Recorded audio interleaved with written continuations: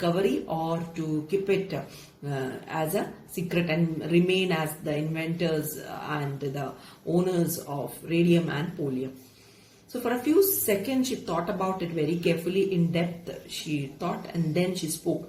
Then she said, "It is impossible," she said. "It would be contrary to scientific spirit." So this is what she said. It would be just opposite to scientific spirit, to the soul of science, to the soul of scientific discovery. What will be opposite? To hide it.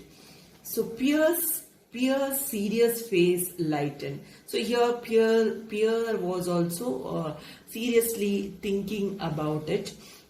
So that was lightened because he too was expecting same type of a reply from his wife. That is why his face lightened. He too had the same idea of bringing, in the sense, to reveal the fact of the discovery to the world. So that is what he just wanted to hear his wife's opinion, and both their opinions were one and the same. So his face lightened. So it was very happy. He was excited about the thought of his wife, which was matching to his. This is what we can see over here. Let us move to the next page. If we remain the proprietors, we could have a fine laboratory too. Mary's gaze grew fixed. Physics always publish their researches completely.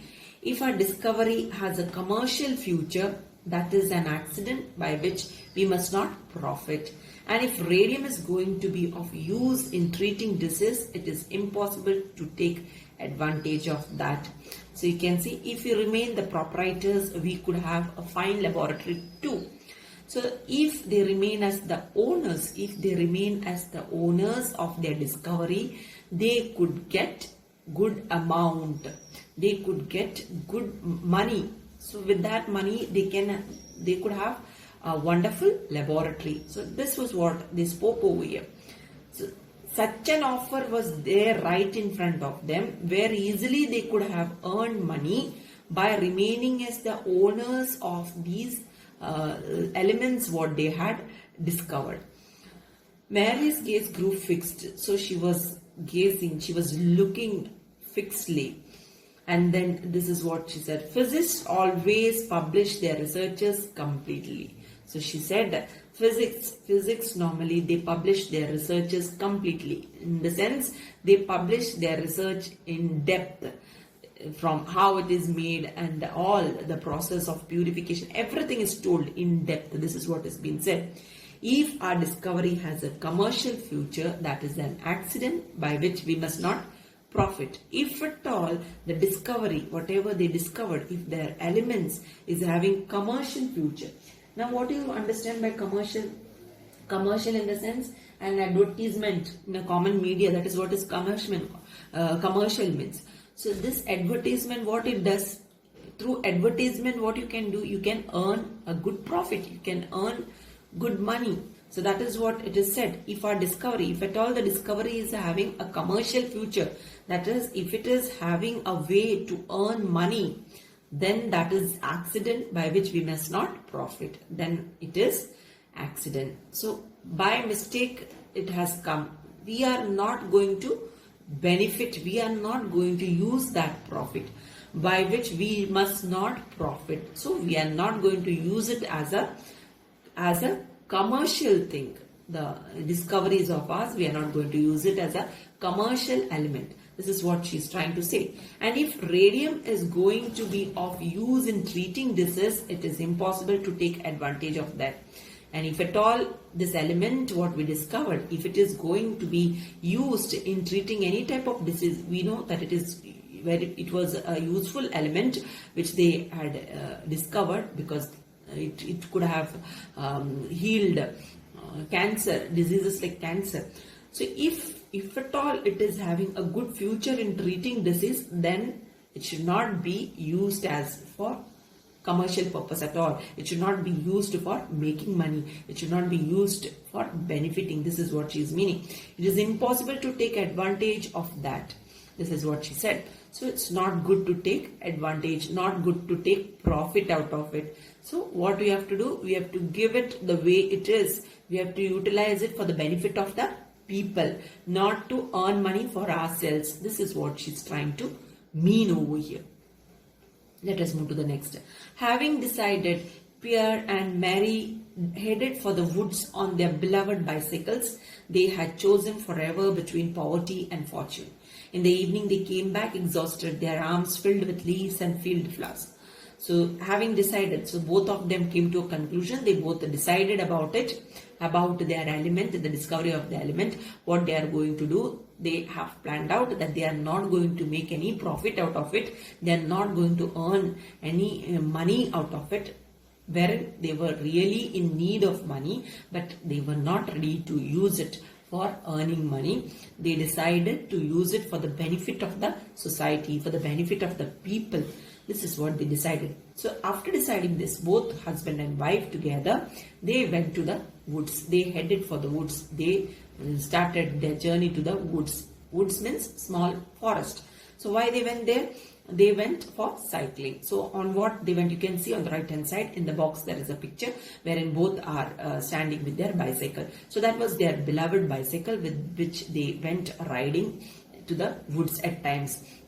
So these bicycles they had purchased, even though they were in poverty, they bought these favorite bicycles of theirs to ride. Okay, so that is what you can say. They had chosen forever between poverty and fortune.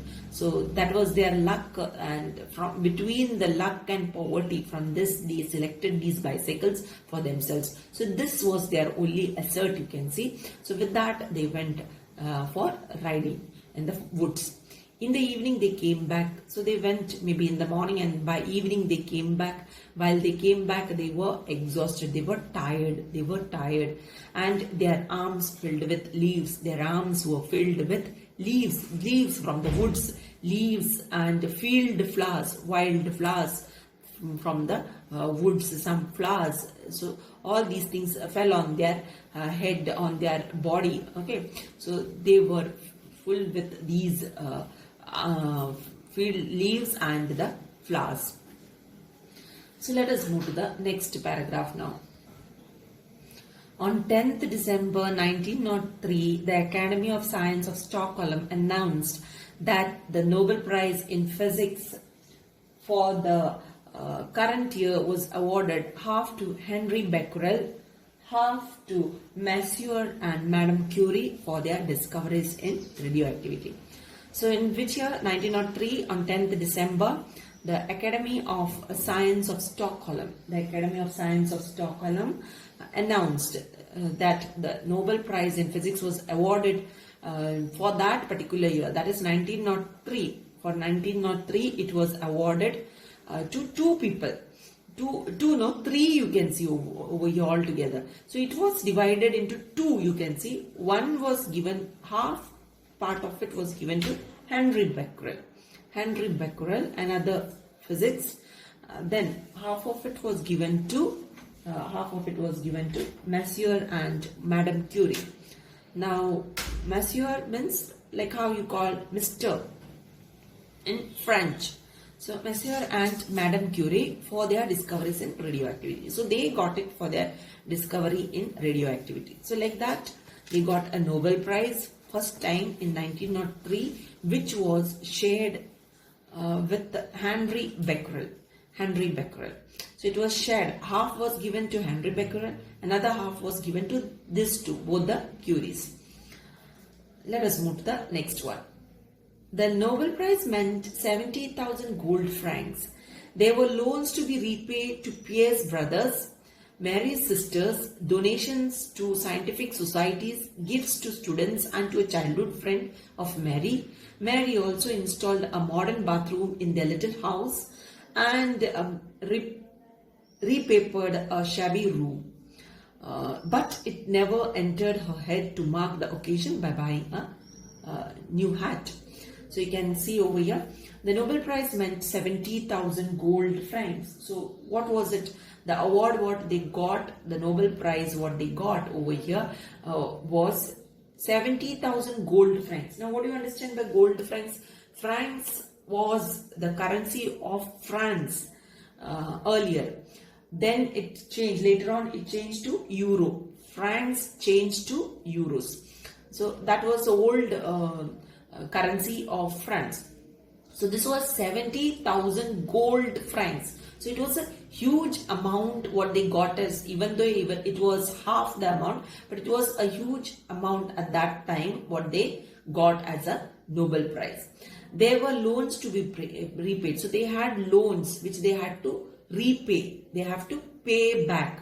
Pay back to whom? Pierce's brother. Pierce brothers were there. From them they had withdrawn money, so they had to repay that.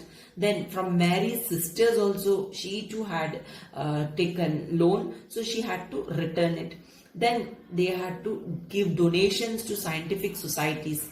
They had to donate this money, so they paid this amount as donations to the scientific societies.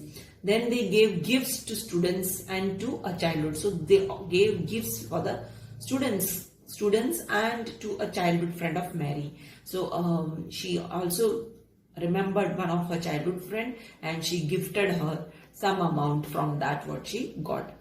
So like that amount, those 70,000 gold francs what they got, they distributed it like this to Pierre's brothers, Mary's sisters, as donations to scientific societies, as gifts to students and to a childhood friend. Like that they distributed the amount. Then whatever left out of it, what she did, she installed a modern bathroom in their little house. She installed a modern bathroom. This is what she did with the remaining amount, and repapered in the sense put up new wallpaper for their house, for the wall. So she repapered. She had put new wallpapers for their wall, for a shabby room, for a dirty looking room. So there she had put she repapered it, put up a new wallpaper for that room. But it never entered her head to mark the occasion by buying a new hat. And in all these things, she just forgot to use that little money to buy a new hat for herself.